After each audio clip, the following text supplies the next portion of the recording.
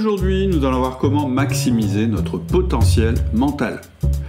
Je suis Cédric Watine et tu es sur Outils du Manager, le podcast en français sur le management. Alors on reçoit aujourd'hui Jérémy Coron. Jérémy est spécialiste du développement du potentiel du cerveau humain. Ça m'intéressait de l'avoir sur le podcast parce que même si le développement personnel n'est pas un domaine que nous étudions chez Outils du Manager, il est parfaitement complémentaire. En effet, à quoi bon savoir comment être un bon manager si par ailleurs vous ne savez pas mobiliser votre cerveau pour être efficace dans cette démarche. Tu verras qu'on parle aussi de domaines communs comme les chronotypes, mais aussi de choses plus spécifiques comme le sommeil et même la bonne utilisation du café. Et enfin, Jérémy nous offre un test pour déterminer notre chronotype. On en parle dans le podcast et je te mets un lien en description. Bonjour Jérémy. Bonjour Cédric. Est-ce que tu vas bien ? Ça va très bien toi depuis la dernière fois ? Très très bien, super, très content de t'accueillir à nouveau sur le podcast. Pour une troisième fois. Ouais, c'est la troisième fois, dis donc. C'est déjà la troisième, ouais. Ouais, on avait fait... la dernière fois, c'était sur le recrutement, je crois, puisque c'est un de tes anciens métiers. Mais exactement. Cette fois-ci, j'ai voulu t'inviter pour autre chose. J'ai voulu que tu nous parles, on avait prévu ça, de ta nouvelle activité qui maintenant m'a l'air bien en route. Alors je sais pas très bien comment la définir. J'allais dire le développement personnel à la destination des cadres, mais voilà, le développement personnel c'est quelque chose qui est un petit peu décrié, donc je vais te laisser en fait définir l'activité, ce sera plus simple. Non, c'est vrai que tu as raison, le développement personnel est assez décrié comme tu dis. Aujourd'hui c'est de plus en plus connoté négativement. Ouais. Notamment qu'il y a un côté plutôt mystique, je sais pas ce que t'en penses, mais de plus en plus on parle de loi de l'attraction, des choses comme ça qui sont assez intangibles, assez bizarres en soi. Ouais. Alors que moi je suis plutôt l'inverse. Ouais, de plus en plus ça s'éloigne un peu du but de base je trouve, mais bon c'est un autre sujet. Alors que moi, à l'inverse, je partage uniquement des outils, des méthodes, des techniques qui sont issues des sciences et des neurosciences notamment, donc des choses réellement concrètes et tangibles. On est réellement sur une démarche qui est scientifiquement prouvée. Qui, contrairement donc au développement personnel, s'appuie réellement sur des éléments, sur des études, sur des cas spécifiques. Donc effectivement, quelle est cette démarche ? Maintenant, tu vas me demander. C'est la démarche des compétences holistiques. Des compétences comment ? J'ai pas entendu. Holistique. Holistique, d'accord. C'est ça. Tu peux définir le terme ? Ouais, c'est un terme que j'ai créé, donc pas moi-même, en tout cas que je me suis approprié plutôt, j'ai envie de dire. À l'origine, je voulais parler des soft skills sur mon podcast. À l'origine même, donc il y a 2 ans maintenant. Mais j'ai un peu changé de domaine parce que selon moi, les soft skills étaient trop limités pour moi, par rapport à ma vision des choses qui était beaucoup plus globale. Ouais. Et justement, cette notion holistique, alors elle vient pas de moi encore une fois, elle vient de la médecine, pour être précis, de la médecine notamment orientale et non pas occidentale, où en Orient, de façon générale, les médecins voient un problème de leur globalité. Et non pas, par exemple, t'as mal à la tête, en France, on te donne un cachet pour la tête. Ouais, en Orient, par exemple, on va plus voir l'origine et traiter à la source plutôt que traiter simplement le symptôme. C'est peut-être ça. C'est ça, exactement, voilà. Okay. Typiquement, tu peux avoir un problème au niveau de l'alimentation qui va générer ce mal de tête. En France, ça ne sera pas pris en compte, contrairement en Orient potentiellement. Et donc, c'est ce terme de globalité, d'holistisme, que je me suis approprié par rapport aux compétences, car moi, justement, j'ai une mission que je me suis donnée. C'est le fait de faire comprendre à mes auditeurs, aux personnes qui me suivent, comme quoi, certes, on peut avoir des compétences, on peut être très compétent. Typiquement, toi, tu peux former des personnes au management. Mais si, parallèlement à ça, on est fatigué, on manque d'énergie, on a un sommeil de mauvaise qualité, on a des trous de mémoire, on a une mauvaise cognition, forcément, la mise en application des compétences en question, que toi, tu vas enseigner par exemple, ne sera pas optimale. Les personnes ne seront pas au maximum de leur potentiel pour performer au quotidien.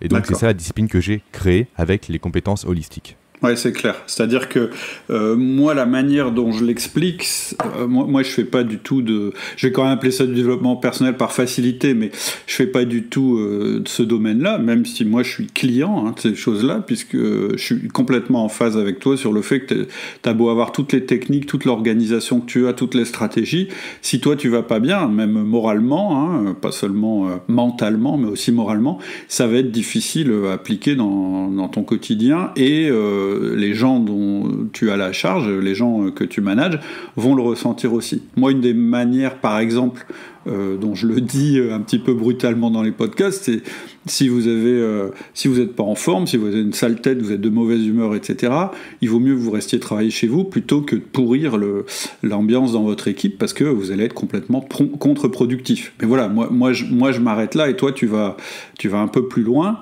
En fait, ça s'adresse à qui donc? C'est-à-dire quel intérêt? En fait, moi j'essaie toujours, quand j'invite des gens, de faire le lien entre ce que tu fais. Donc j'ai bien compris le domaine et ça s'adresse donc à un public très très large, mais en quoi ça peut rejoindre Outils du Manager? C'est qui ton client type aujourd'hui? Alors très large, oui et non, parce que moi j'ai une cible qui est bien précise, effectivement tout le monde peut se l'approprier, mais moi je m'adresse principalement aux cadres et aux dirigeants, donc, dont font partie bien évidemment les managers. Et plus précisément dans cette niche-là, dans cette sous-niche-là, les cadres et dirigeants qui veulent réellement performer et surperformer au quotidien. D'accord. Parce qu'effectivement on peut être manager et se limiter à faire son travail tranquillement, sans réellement avoir cette volonté d'aller plus loin, d'optimiser ses compétences, de faire plus que les autres et mieux que les autres. Ouais, c'est pour ça que je me reste uniquement à cette première partie de la population que je viens de te citer. D'accord. En fait, c'est un peu du coaching ou bien... On est réellement sur l'optimisation, effectivement, on est sur le fait d'ajuster des curseurs à droite et à gauche pour avoir des meilleures compétences, une meilleure expression de ces compétences au quotidien. D'accord. On peut parler un peu de coaching, c'est pas ce que je pratique moi directement, j'ai des offres de coaching, mais principalement je vends des formations pour justement aller plus loin, mais ce n'est pas directement du coaching, en tout cas je ne fais pas que ça plutôt. D'accord, c'est de l'auto-coaching en fait dont tu parles. C'est ça, mais exactement, avec des outils, des méthodes concrètes et un suivi pas à pas, ouais. Ok, c'est-à-dire que la personne a repéré chez elle peut-être des choses qui avaient besoin d'être améliorées au niveau de son fonctionnement personnel, qu'il soit moral, psychique ou physique, et en fonction de ça, elle regarde ce que tu proposes et elle peut se former elle-même, se développer elle-même en fait. C'est ça le principe. C'est ça. Exactement, okay. Par rapport à un catalogue de formation assez large, la personne peut piocher dans le sommeil, par exemple, qui est un gros problème aujourd'hui dont personne n'a conscience. Le sommeil impacte réellement la qualité des performances, la qualité de l'humeur, de la cognition, du cerveau, de la santé, etc. Et si la personne remarque qu'elle est fatiguée tous les matins, qu'elle a besoin de prendre 10 cafés par jour, comme moi je l'ai vécu il y a quelques années en arrière, elle peut se dire, tiens, si j'optimisais mon sommeil dans une optique de performance, voyons ce que ça donne et on voit les résultats concrets et tangibles, encore une fois, avec des études scientifiques derrière. D'accord, ok. Donc, en fait, tu le sais, moi je m'adresse principalement aux managers, mais dans mon audience, j'ai vraiment tous les types de managers. J'ai des gens qui gèrent 20 personnes, d'autres 2, je peux avoir des gens qui dirigent un salon de coiffure, ou je peux avoir des dirigeants qui dirigent 10 000 personnes. Hein. J'ai vraiment ça, hein. J'ai encore récemment interrogé, fait des sondages, et j'ai vraiment à la fois donc des gens qui sont, je dirais, très chevronnés, et j'ai aussi des débutants. Donc, et puis dans tous les secteurs, hein, c'est-à-dire que j'ai à la fois dans le privé et dans le public, dans l'industrie, dans le bâtiment, dans les services, enfin bref, donc tu vois c'est très très large, tout ce qui les rassemble en fait c'est juste le fait d'avoir une équipe avec qu'elles doivent manager, qu'elles doivent développer, etc. Et qui va en tirer, je dirais, le plus de bénéfices en fait? Alors je dirais tout comme toi, les personnes qui passent à l'action tout simplement. Okay. En fait, une personne qui se contente de consommer du contenu, comme c'est ton cas, je pense d'ailleurs de ton côté, hein, tes auditeurs qui se contentent uniquement d'écouter Outils du Manager sans appliquer, ça ne servira à rien. Ouais. Donc, il faut effectivement avoir une personne qui peut se remettre en question. Une personne qui peut se dire, tiens, demain, j'essaye de me fixer 8 heures de sommeil par nuit. C'est pas évident aujourd'hui, mais si on le fait, il y a des bénéfices. Il faut avoir cette capacité-là réellement à se dire, ok, peut-être que j'y crois, peut-être que j'y crois pas, mais en tous les cas, j'essaye. Et je vois si ça me correspond ou non. Réellement, c'est cette notion de passage à l'action qui est clé aujourd'hui. Donc que tu aies 20 personnes à manager, que tu en aies 200, 300, 2 personnes même, en bâtiment, en industrie ou autre, peu importe. Si tu veux réellement progresser, t'améliorer ou surperformer, comme j'aime à le dire, et que tu veux avoir cette notion véritablement d'essai, de tester, de se mettre dans les conditions nécessaires pour réussir, là, effectivement, mon contenu va t'intéresser, tout comme le tien peut intéresser ce type de personnes-là. En fait, c'est intéressant ce que tu dis, mais moi je mets un bémol quand même. C'est-à-dire que je suis d'accord avec toi, hein, je pense que dans les personnes qui écoutent Outils du Manager aujourd'hui, il y en a plein qui passent pas à l'action. C'est-à-dire qu'il y en a beaucoup, et je vois bien, parce que j'ai des échanges avec ces personnes-là sur le forum, ou même en direct, ou par mail, etc. Et en fait, je me rends compte qu'il y en a beaucoup, en fait, qui se contentent d'écouter et qui passent pas à l'action. Donc, au début, moi, ça me frustrait, parce qu'évidemment, ce que j'ai envie, c'est qu'ils changent. Je veux dire, ça sert à rien. Enfin, pour moi, je vois pas beaucoup d'utilité à écouter quelque chose si finalement tu te contentes d'être satisfait intellectuellement, mais que ça change pas ta vie, quoi. Mais en même temps, je pense que le fait d'écouter régulièrement Outils du manager, finalement, ça les prépare, en fait, tu vois. Je pense que tout d'un coup, il y a quelque chose qui va leur faire tilt, et ils vont se dire « Ah tiens, c'est marrant, là il est en train de parler d'un truc que moi j'ai vécu ». Et ça peut être le déclencheur du passage à l'action. Et je te dirais que, parce que j'écoute ton podcast évidemment, je te dirais que récemment, tu as dit un truc qui m'a fait tilt. Donc, ça m'a donné envie de passer à l'action sur le domaine dont tu parlais. Donc voilà, c'est perso, mais par exemple, ça pourrait être le sommeil, puisque tu évoquais ça tout à l'heure, le fait de se regarder dans la glace et de se dire, mais j'ai une drôle de tête, aujourd'hui j'ai des cernes, etc. Puis après, tu l'oublies, tu continues ta journée, etc. Sauf que si, en écoutant le podcast, on se cite cet exemple-là et qu'on te dit c'est pas forcément un bon signe, il y a peut-être un problème dans l'alimentation, le sommeil, le machin, etc., bah ça va peut-être te faire passer à l'action quand même, quoi. Je vois ce que tu dis, cette notion de répétition, d'exposition et de situations potentiellement que tu as vécues qui vont t'inciter à passer à l'action. Ouais. Je te rejoins finalement sur ce point-là, Ouais, puis c'est un peu le biais de confirmation, c'est-à-dire que, bien sûr. Je sais pas toi, mais quand tu fais ton podcast et que tu construis, bah, tu racontes des choses, tu pars un peu de ton expérience en disant, tiens, peut-être qu'un jour vous avez expérimenté ou eu cette expérience, il s'est peut-être passé ça pour vous. Bon, il y a la moitié des gens, ça leur est jamais arrivé, mais en général, si tu fais bien ton job sur le podcast, finalement, il y a une partie qui vont se reconnaître et ceux-là, ils seront prêts à passer à l'action. Et ensuite, c'est vrai que le podcast, en général, il suffit pas pour passer à l'action. Il suffit à se convaincre qu'il faut passer à l'action, mais après, pour passer à l'action, il faut être guidé pas à pas, etc., etc. C'est la notion de carte versus territoire, en fait. La carte va donner, donc le podcast, les grandes lignes directrices, mais c'est pas réellement la réalité des choses. Ouais. Entre une carte qui est bien dessinée, qui est plate, un vrai territoire avec des embûches, des chemins, des obstacles, là, la formation s'impose pour justement contourner tout ça. D'accord. Donc là, je te rejoins, effectivement, le podcast ne sert pas à passer réellement à 100% l'action. Tu as des pistes, des réflexions, des premiers outils qui se mettent en place, mais réellement, quand tu veux passer à l'action, il faut passer sur les formations et des coachings. D'accord. Et alors, toi, en fait, donc le podcast, donc clairement, je conseille le podcast, il est intéressant, on apprend des choses, etc. Mais c'est vrai que c'est pas forcément... Peut-être ça va nous faire passer à l'action sur un truc ou deux pour voir si ça fonctionne, et une fois qu'on aura vu, bah tiens, ouais, le conseil qu'il m'a donné, ça fonctionne, on aura besoin d'aller plus loin. C'est un peu le même principe que sur Outils du manager, d'ailleurs. Complètement, ouais, complètement. Alors, tu sais que moi, je m'intéresse au manager et donc à sa manière de gérer de son équipe, d'obtenir de la performance, de communiquer, de s'organiser. C'est un peu les domaines où je vais. Mais voilà, je ne vais pas côté développement personnel. Par contre, et c'est ça qui m'a donné envie de te recevoir sur le podcast, j'ai deux formations. Je crois que j'en ai parlé dans un de mes mails privés cet été. Et je crois que j'ai deux de mes formations qui parlent de ça. En tout cas, il y en a une, c'est sûr, c'est le manager essentiel. Et l'autre, c'est une des deux formations où je parle d'organisation personnelle. Je parle des chronotypes. C'est-à-dire que moi, c'est un truc que j'ai découvert en lisant un bouquin.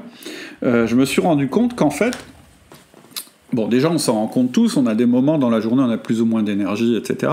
Mais je me suis rendu compte que derrière, il y avait une science qui s'était développée autour des chronotypes, et que quand on connaissait son chronotype, bah, ça nous donnait vraiment des bonnes lignes d'organisation. C'est-à-dire, bah, par exemple, concrètement, certaines personnes, elles vont être plus à l'aise à être créatives, première chose dans la journée, alors que d'autres, elles vont plus être créatives, je dirais, le soir. Certains vont être plus performants en 1 à 1 en mettant leur 1 à 1 en début de journée, et d'autres en début d'après-midi, etc., etc. Et moi, j'en ai pas mal parlé parce que je trouve ça assez intéressant, et quand on a la possibilité de créer sa journée idéale, c'est pas mal, c'est pas le cas de tout le monde, mais en tout cas, on peut l'optimiser. Donc moi, j'en ai parlé côté organisation, tu vois, et je me suis rendu compte que toi, t'en parlais côté développement personnel. Et ça m'intéresserait qu'on parle de ça. C'est-à-dire que déjà, tu expliques un petit peu de ton côté comment tu vois les choses, pour qu'on voit si ça correspond aussi à ce que j'ai dit, moi, au niveau organisation, en fait. Ça marche, bien sûr. Effectivement, la chronobiologie, c'est une science qui est assez récente, mine de rien, à l'échelle humaine. Ouais. Et c'est vrai que de prime abord, on peut croire que c'est un peu un truc mystique, comme le développement personnel de façon générale, où on dit des personnes sont plus le matin, d'autres plus le soir, c'est une volonté, etc. Mais non, c'est pas une volonté. Réellement, la chronobiologie existe au niveau scientifique. C'est-à-dire que scientifiquement parlant, des gens sont faits pour se lever tôt, et d'autres pour se lever tard et pour se coucher tard. Alors que les premiers, eux, vont se coucher tôt. Et donc, en fait, je sais pas si tu es au courant, mais on est régis tous et toutes par une horloge qui est dite l'horloge circadienne. C'est l'alternance entre le jour et les nuits, ça dure 24 heures.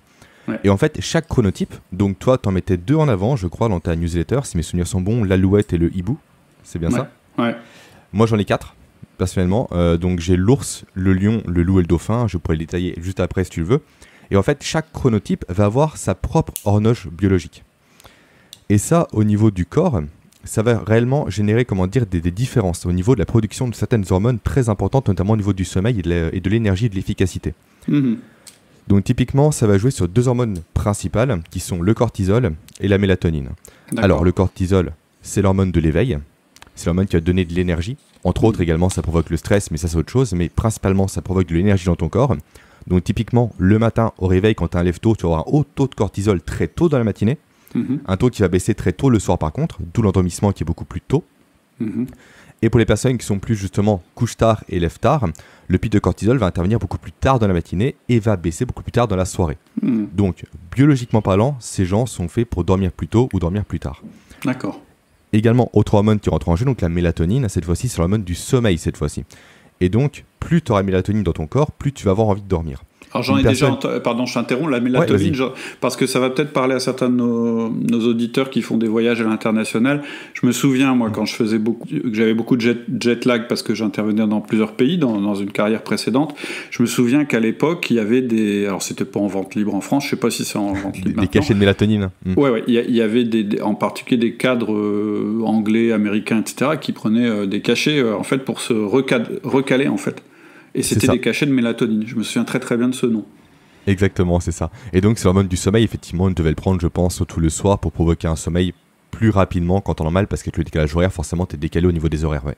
Ok. Et donc, le chronotype détermine ton heure de production de mélatonine. Donc, forcément, une personne qui va se lever tard aura une production qui sera plus tardive dans la soirée, à l'inverse d'une personne qui va se lever tôt dans la matinée. Ouais.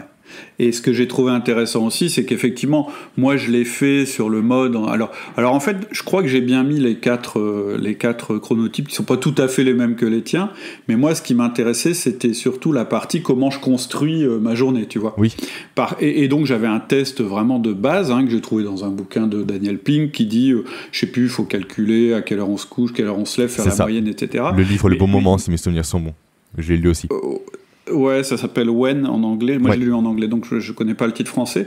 Et un livre super intéressant, d'ailleurs. Si vous avez l'occasion de le lire, n'hésitez pas. Daniel Pink, When. Et donc, le bon moment en français, apparemment. C'est ça. Et en fait, ce qui m'a à nouveau remis le sujet en tête, c'est que j'ai découvert que toi, tu avais carrément créé un test, en fait, qu'on peut faire remplissant un questionnaire, en fait, que j'ai fait.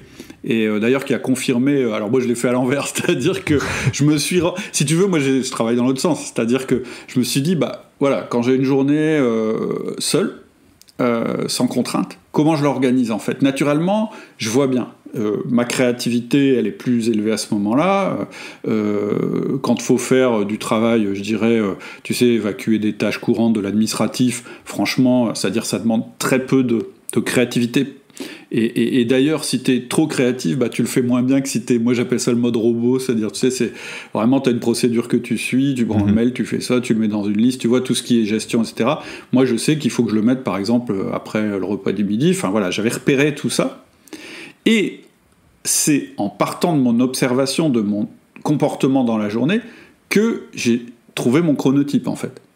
Et ensuite, je me suis connecté, j'ai vu que tu avais un test que tu proposais, donc j'ai fait ton test, et en fait, ce qui est marrant, c'est que je suis retombé sur le chronotype. C'est-à-dire que des deux côtés, en fait, ça correspondait effectivement à la façon de m'organiser quand j'avais pas de contraintes. Ce qui est plutôt rassurant pour moi, du coup. Attention, tu peux pas tirer de règles à partir d'une seule personne, mais beaucoup de personnes l'ont passé, et les retours sont assez bons en général par rapport à ça. Et je me souviens plus d'ailleurs, je crois que je suis... Ça s'appelle un ours, non? Non, t'es un lion? Lion ours. Ouais, non, je suis ours presque... Enfin, qui tire vers le lion. C'est-à-dire que je suis pas un lève très très très très tôt, mais effectivement, j'ai mon énergie assez tôt.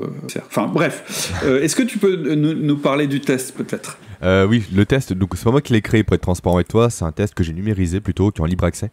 Qui est un test issu du livre Quand, cette fois-ci. Non pas When, mais Quand, du Dr. Breus, qui est un spécialiste du sommeil et des neurosciences, qui a œuvré aux États-Unis durant des années, et qui a mis en place ces 4 chronotypes, et ce test-là permettant justement de découvrir quel chronotype on est, tout simplement.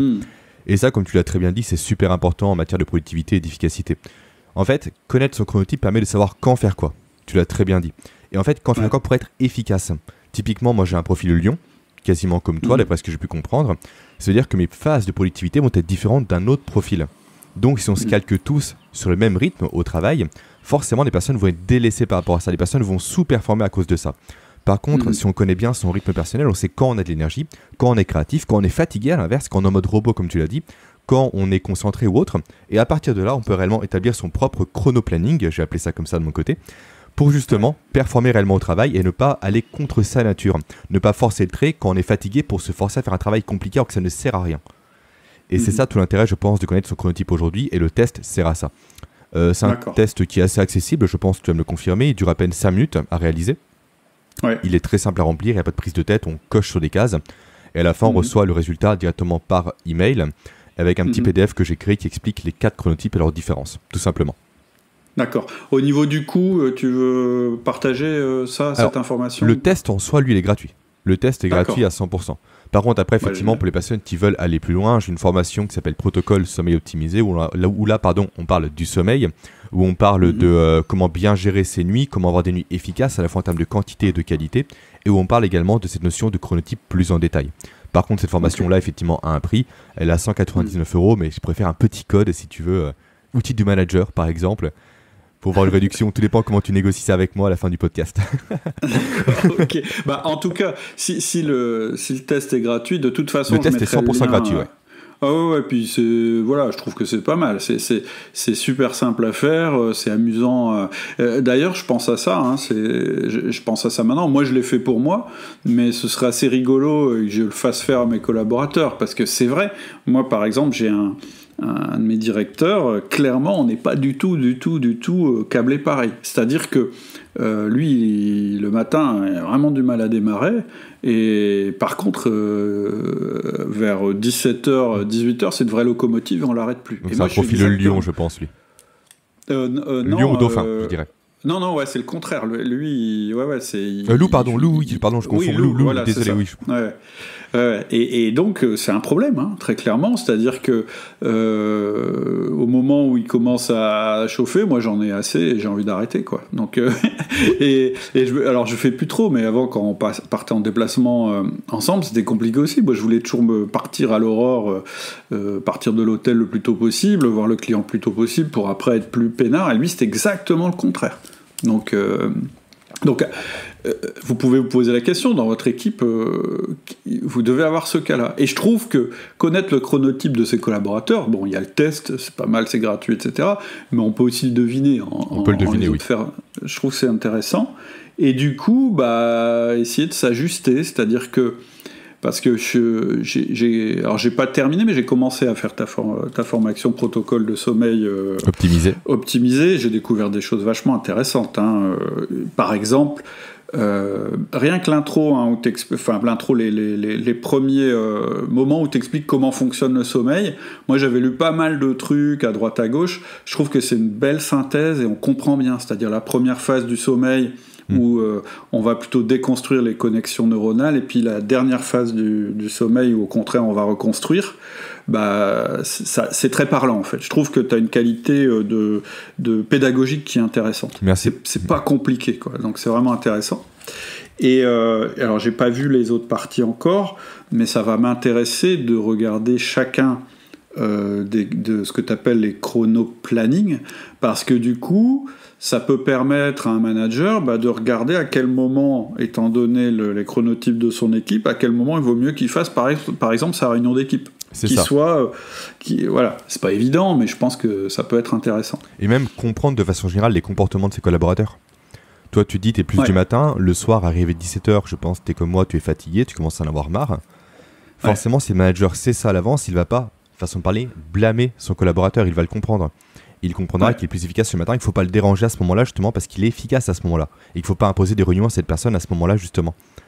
En fait, je placerais presque, moi, cette notion de chronobiologie au même niveau que le disque. Comme un outil de compréhension des personnes. J'allais dire la même chose. C'est-à-dire, si en plus tu connais ton disque, alors là... c'est parfait, là. Bon, après, ça devient complexe, mais très clairement, ouais. C'est-à-dire que en fait, le disque, c'est autre chose. Hein. C'est les modes comportementaux de la personne, mais c'est aussi ses préférences de communication, etc. Donc, et je pense que... Et je crois qu'il n'y a aucun lien entre le disque et le chronotype. Hein. C'est pas ce qu'on est en train de dire, mais je veux dire, ce sont des informations qu'il faut connaître sur nos collaborateurs et sur nous-mêmes. Des liens, on peut quand même en tirer 2-3, je pense, mine de rien, parce que si une personne est fatiguée le soir comme toi, tu seras moins amené à communiquer efficacement avec les autres. Oui, c'est vrai. On peut quand même toujours tirer quelques ficelles, effectivement, c'est pas réellement des liens directs, mais des liens indirects peuvent se construire, je pense. Ah bah, moi, ce qui se passe quand je suis fatigué, c'est ma caricature de D dominant qui sort. Bien sûr. Alors que pourtant, je suis influent dominant. Mais si je suis fatigué, je vais vite être agacé dès qu'on me donne trop de détails, que c'est trop lent. Une réunion, par exemple, typiquement l'exemple que je disais, dont je parlais, avec ce fameux collaborateur, si on se met une réunion le soir et qu'il n'en finit pas, etc., parce que lui, justement, il se met en route, donc il est en pleine créativité, il a plein d'idées, etc. Et moi, je pense qu'il y a une chose, c'est m'en aller. Donc ça va mal se passer. Non, en plus, t'es pas concentré, t'es pas présent, t'as aucun intérêt à être là, en fait, tout simplement, mais tu pollues la réunion. Ouais, c'est ça. Et en plus, on n'a pas les mêmes profils disques, donc je te dis pas le cocktail. Voilà, c'est le cocktail explosif. Mais voilà. Et je pense que, un petit peu comme je le dis pour le disque, il faut commencer par se connaître soi-même. Je pense que c'est vraiment la première démarche. Et donc, connaître son chronotype, je pense que c'est vachement utile. Connaître son disque aussi. Comme ça, déjà, ça te permet de toi comprendre que tu es différent des autres. Hein, puisque tu as une référence, c'est toi, et donc tu peux positionner les autres par rapport à cette référence. Ça te permet aussi en tant que manager de leur donner ton mode d'emploi. Bon, ça je l'ai jamais fait, mais par exemple dire à mes collaborateurs, me mettez pas des réunions le soir, ça va mal se passer. Tu vois, maintenant je peux le dire plus facilement. Avec le disque, je le fais. Moi, j'explique à mes collaborateurs que s'ils m'expliquent tout dans le détail avant de me donner la conclusion, je vais pas bien les écouter, je vais m'agacer, ils vont se vexer, etc. Que c'est mieux de me mettre la conclusion d'abord, et puis le développement ensuite. Mais je pense que c'est la première étape. Une fois qu'on se connaît bien, alors on peut bien connaître les autres, et tous les outils que tu as utilisés pour ta propre analyse et ton propre développement personnel, tu vas pouvoir les utiliser pour analyser les autres. Ça ne veut pas dire que tu vas les forcer à faire du développement personnel, ça je le déconseille totalement à quelqu'un qui a des collaborateurs, mais comprendre pourquoi un tel n'est pas performant, etc. Apprendre à reconnaître des petits symptômes chez la personne qui vont te permettre de mieux la connaître ou de mieux savoir dans quel état elle est en ce moment. Tu as fait un très bon résumé, ouais. Très très bon résumé. Voilà. Donc, excuse-moi, je prends un peu la parole, mais c'est parce que c'est un sujet... Pas de problème, tu es sur ton podcast, fais comme chez toi. Fais comme chez toi, Cédric. Mais c'est un sujet qui m'intéresse, c'est vrai, même si je fais pas de formation là-dessus, je suis très content de pouvoir en discuter sur le podcast. Et ça m'intéresse aussi d'ailleurs d'avoir les réactions des personnes qui nous écoutent sur le forum. Ok, est-ce que, donc tu nous as parlé un petit peu du sommeil, est-ce que tu veux en dire plus sur le sommeil ou est-ce qu'on a fait le tour à peu près du sujet ? Il y a plein de choses super intéressantes par rapport au sommeil, je pourrais en parler pendant des heures et des heures très clairement, comme tu le sais grâce à ma formation notamment. La seule chose vraiment à avoir à l'esprit, c'est que c'est important de dormir.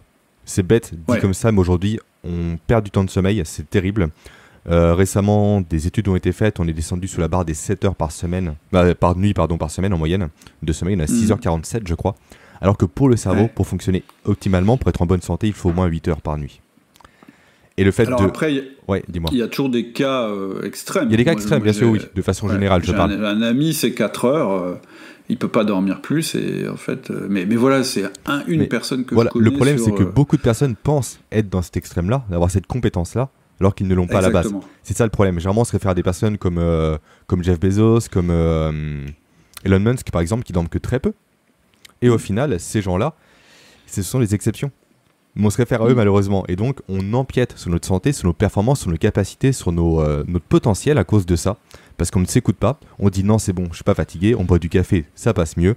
Et après ça, au final, on ruine sa santé. On ruine effectivement ses performances. Mais on ne s'en rend pas compte, malheureusement, parce que c'est très progressif. Et c'est ça le plus gros problème aujourd'hui, je pense.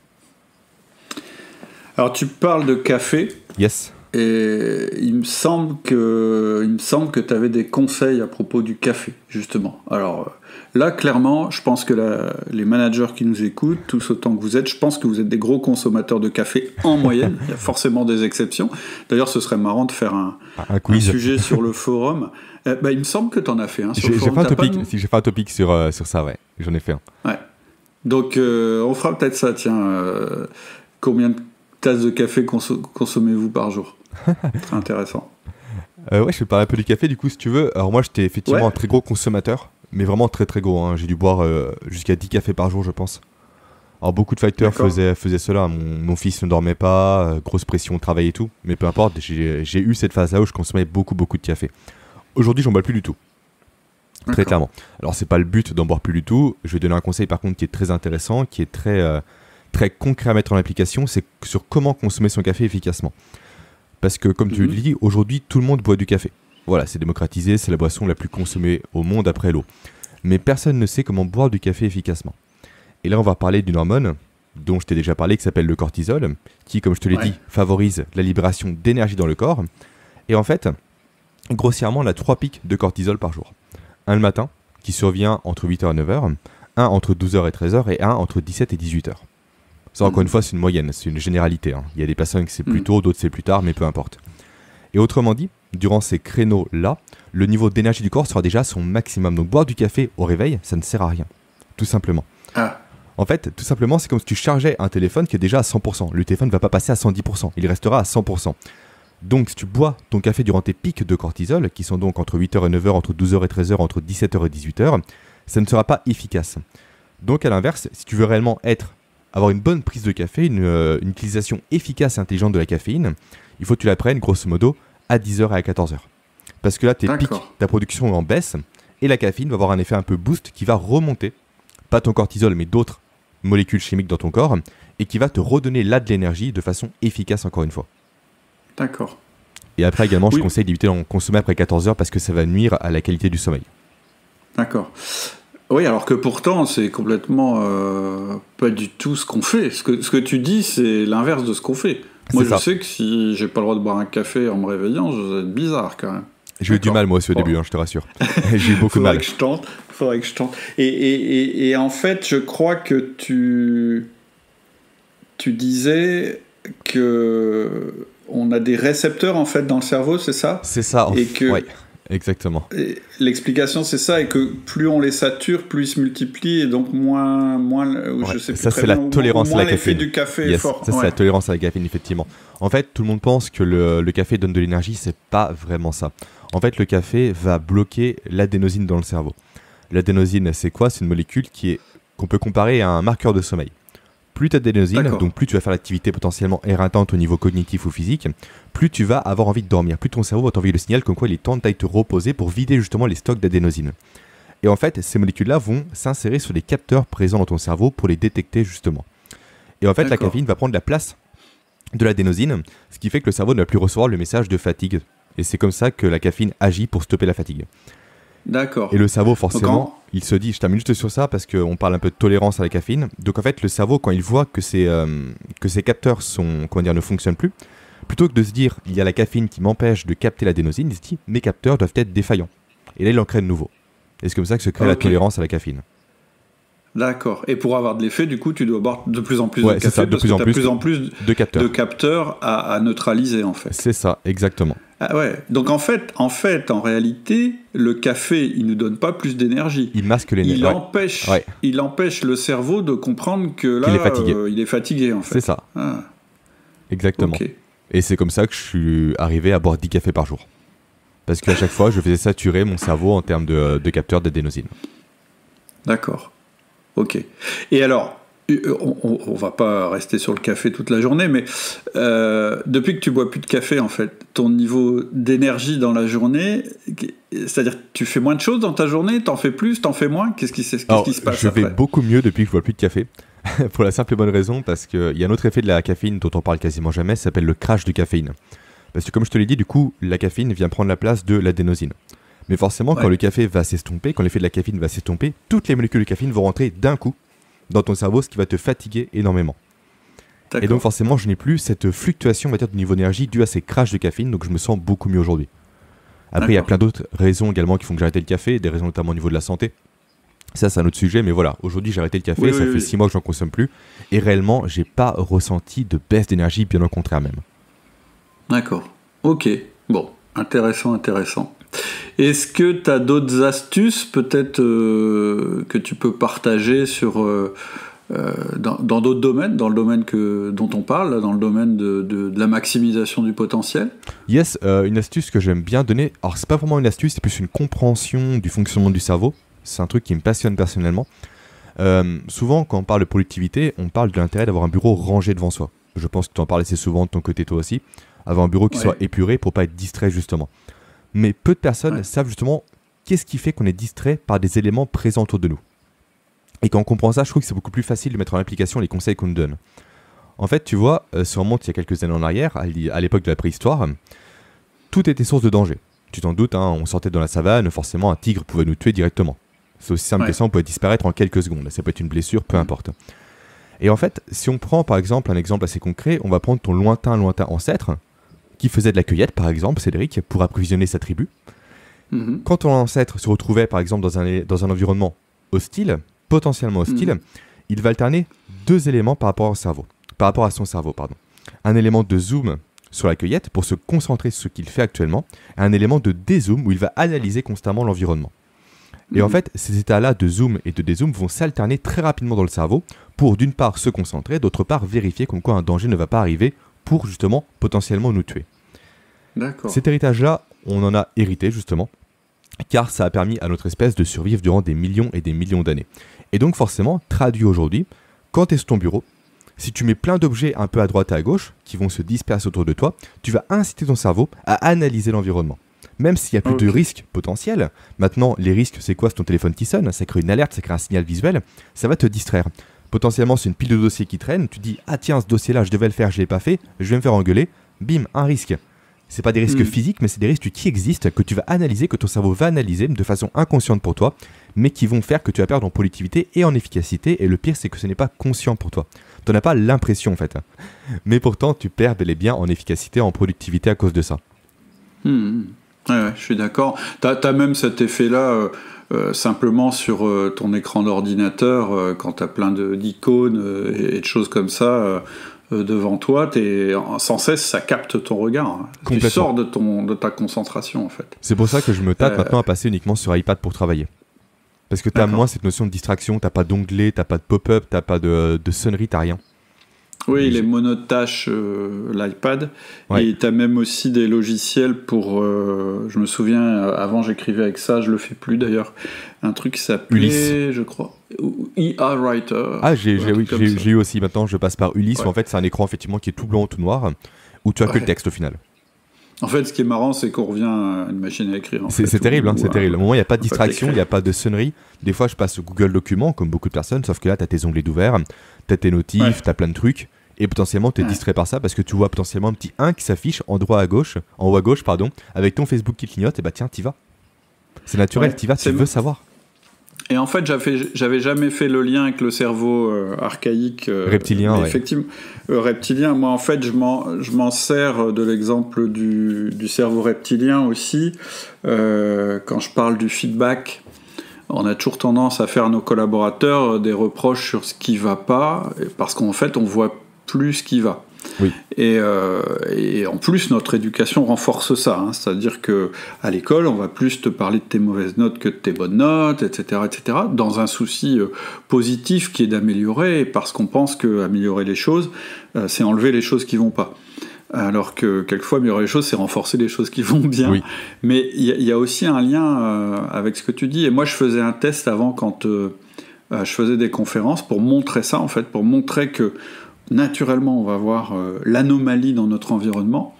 Avec Laurie, on prenait une grande feuille blanche ou un grand drap blanc qu'on mettait devant les gens, et sur ce drap ou sur cette feuille, il y avait un tout petit point rouge. Oui. Et on leur mettait ça sous les yeux, on leur disait « Qu'est-ce que vous voyez ?» Et ils disaient « Ah, le point rouge !» Et au lieu de dire la feuille blanche, oui. En fait, et en fait, c'est exactement. J'avais jamais fait cette analogie avec le zoom, mais c'est exactement ça. C'est-à-dire qu'en fait, on va se trouver plus malin parce qu'on zoome sur ce truc-là. Et effectivement, quand tu as un gros bin sur ton bureau, bah effectivement, c'est vrai. Moi, c'est le cas là. Au moment où je te parle, j'ai un peu plein de choses sur mon bureau, et effectivement, régulièrement, je les regarde. Et donc, le risque, c'est que je perde le fil de ce que tu me dis, que je me déconcentre, etc. Ouais, vraiment intéressant. Exactement, okay. Et je pense que c'est réellement en comprenant ces choses-là qu'on peut réellement changer les choses, tu vois. Pour moi, sans compréhension, il n'y a pas de passage à l'action possible. Ok, je suis d'accord. Est-ce que tu veux ajouter quelque chose ? Non, les conseils, je pense, sont déjà pas mal applicables, à part, actuellement, voilà, en fait, mon podcast, moi, fonctionne, je crois pas que ce soit ton cas à toi, mais par mois thématique. Donc, un mois, je traite le sommeil, un mois, je traite la nutrition, un mois, je traite, par exemple, la cognition, la mémoire ou autre. Et ce mois-là, ça peut intéresser tes auditeurs potentiellement, je traite de la prise de décision et du pourquoi, du comment le cerveau n'est pas fait pour décider efficacement. D'accord. Encore une fois, on rentre en compte beaucoup de notions de biais cognitifs, tu as déjà parlé avec Olivier Siboni notamment, beaucoup d'éléments comme ça, il y a des stratégies pour contrecarrer ça, et j'en parle en podcast justement durant tout ce mois d'octobre 2020, à l'heure où on enregistre. Alors tu sais, j'ai appris un truc hier en faisant l'interview d'une personne qui s'appelle John Rocher. Donc au moment, je pense que ton podcast, on va le passer avant le sien, donc ça me permet d'annoncer le futur podcast. Et en fait, c'est un spécialiste de l'intelligence artificielle. Et il disait, à un moment, je ne sais plus pourquoi on a parlé de la prise de décision, et il disait que le cerveau humain n'est pas capable de décider avec plus de 7 facteurs. C'est quelque chose que je ne savais pas. Et c'est un scientifique qui s'appelle, je crois, Miller. Lui parle de ça par rapport à l'intelligence artificielle. Il dit l'intelligence artificielle, ça ne va pas vous aider à décider, parce que c'est toujours vous qui allez décider. C'est jamais l'intelligence artificielle qui va décider à votre place. Par contre, elle va être capable de gérer un nombre considérable de données et de réduire en fait le nombre de données, et du coup de vous permettre de revenir à ces 7 éléments qui vont vous permettre de prendre la décision. Super intéressant, ouais. Ça sera dans le prochain podcast. Ok. Beau teasing. Ouais, voilà, un petit teaser qui n'était pas prévu. Écoute, je te remercie beaucoup pour cet éclairage très intéressant. Et puis voilà, j'ai plus parlé que d'habitude parce que j'ai éprouvé le besoin de croiser les choses et de rapprocher nos deux domaines, parce que je pense que c'est intéressant. Effectivement, je pense qu'on a beau avoir ce que tu disais en intro, c'est très vrai, on a beau avoir toutes les techniques, avoir tout compris, etc. Si on n'est pas en forme, si on n'est pas capable de mobiliser son potentiel, en fait, ça ne sert pas à grand-chose. Comment on peut faire pour t'écouter ou pour te retrouver ? Comment on peut te joindre ? Le plus simple, ça reste le podcast pour m'écouter. Très clairement, je sors un épisode tous les lundis à 7h du matin. Après, pour me joindre directement, soit en description du podcast, je laisse à la fois mon numéro de téléphone et mon email. Ah oui, carrément ton numéro, ok. Alors pas mon numéro perso, je passe par un service autre pour avoir un numéro spécifique, mais oui, je laisse mon numéro de téléphone, je suis joignable assez facilement. Et sinon, par LinkedIn. LinkedIn, j'y vais tous les jours, on peut m'ajouter, on peut m'écrire sans problème, je passe tous les jours sur LinkedIn. Et le nom du podcast ? Soft Skiller, donc S-O-F-T, plus loin, Skiller, donc S-K-I-L-L-E-R. Ok. Et ce que je vais faire, c'est que je vais mettre en description du podcast, pour que vous puissiez le faire tout de suite, là, aussitôt qu'on aura terminé, je vous donnerai un lien pour aller faire le test sur les chronotypes. Ça prend 5 minutes, c'est rigolo, et en plus c'est très utile. Donc je le mettrai avec plaisir juste dans le descriptif du podcast. Eh ben super. On fait ça ? On fait ça. Je te remercie beaucoup, Jérémy. Toi, je te dis à une prochaine, peut-être sur le forum, puisque tu es assez actif sur le forum. D'ailleurs, c'est sympa, je te remercie au passage. De rien. Faut pas hésiter dans la catégorie développement personnel à intervenir. À bientôt. À bientôt. Au revoir. Au revoir. Voilà, j'espère que ça t'a plu. Donc, comme prévu, je te mets en descriptif le lien vers le test pour trouver ton chronotype, pour déterminer ton chronotype.